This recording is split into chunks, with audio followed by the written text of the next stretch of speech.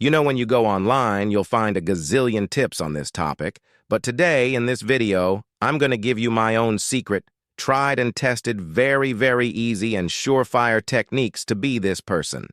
At number 1 is conversation ratio. Have you ever noticed how some people just walk into a room and light up the place, and have you always wanted to be like these people? Well, it's a new year, and it's time for a new you, a charismatic, magnetic, attractive, and more confident you. The friend who listens to us is the one we are drawn to, so the ideal conversation ratio is 75, listening to 25, speaking. You should also practice active listening when someone is speaking to you, which is nodding your head and responding, "Wow, that's amazing, really superb." When someone is talking to you, they get really talking to you. So try to connect something they told you last time, like, "Hey, Betty, how's your father doing?" Also, avoid the "me too" syndrome. When someone talks to us, we tend to say, "Hey, that happened to me too." But it's not about us. It's about them. Instead, always maintain kind eyes and a warm, thankful smile. Comedic icebreakers. A person becomes truly charismatic when they can confidently laugh at themselves. It shows that they are comfortable in their own skin, and it kind of relaxes the group immediately as they see the more human side of you and warm up to you instantly. Famous actor Jim Carrey once said that he becomes more attractive when he laughs at himself.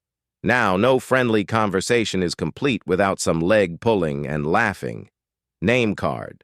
According to Egyptian mythology, the sun god Ra had to battle monsters every night through the darkness, and the only reason the monsters could not harm him was because he knew their true names.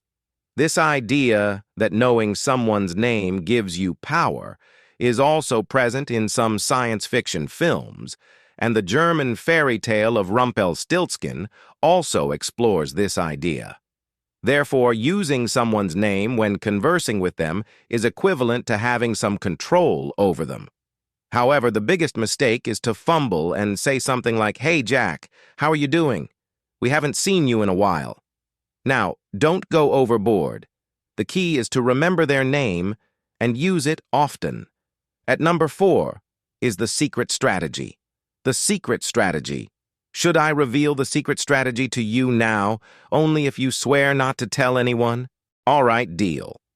Closer in his work, which has an impact on the psychology of persecution, Robert Cialdini talks about the scarcity principle. He says that when something is scarce or it's in shortage, people find it attractive now. For a person, we call it the secret strategy, which means that if you tell somebody a secret, they kind of think that you trust them, and in turn they trust you back. So if you want this close circle of friends, make sure that you tell them a little secret about yourself, and they're going to like you that much more and trust you also, a little more, and feel closer to you.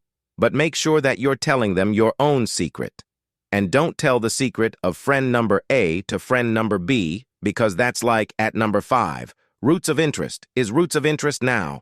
Have you ever met a person who can bore you to death by talking about the same topic over and over again? Yeah, me too now. A charismatic person is one who can talk fluently on a wide range of topics. So the key here is to develop passion and interest in different topics while being sensitive to others and respecting their own, maybe preferences, thoughts, and opinions. And also, when you show interest in something they're passionate about, they're certainly going to get attracted towards you at. The 6th number is magnet of friends. If you live in this home of friends, cultivate wonderful relationships with people through frequent social interactions, and are truly kind, caring, helpful, and appreciative of others, people will truly like you for who you are as well as how you make them feel. If you can make other people feel good, you will be the ideal magnet for all of your friends at number 7. The art of saying no. I understand that getting out of bed on the weekends can be challenging. The art of saying no, especially after a particularly demanding week. However, the hardest thing to do is refuse an overly enthusiastic friend's request for a get-together. There's a fine line between being likable and rude and a charismatic and confident person knows how to say no in a firm and polite way. For example, you could say, "I'm sorry, but I don't think I can do this today for some opportunity that I may not be able to fully oblige," or "No thanks, but I don't think I need this today," or "I'll pass.